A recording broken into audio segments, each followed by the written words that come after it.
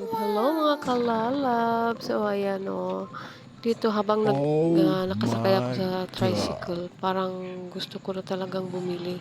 Kaya lang iniisip ko, ay ubos na naman ang pera ko nito mga kalalabs, butslot na naman ang bulsa ko nito. Ayan, ang dami ng binibinta kasi malapit na ang piyesta dito sa Kantela. Lito na muna akong mamili nito kasi hindi ko pa natanggap yung ano ko, civic scooter. Kaya sana all. Saka mo lang kita iisipin, ha, pag marami na akong pera nakapondo sa bulsa ko, no?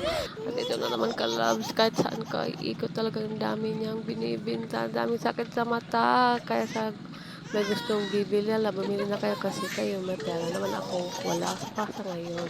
Kaya thank you for watching mga kalalabs. Sana ay nag-enjoy kayo sa kakapanood ng walang kwenta kong mga video. Thank you and God bless.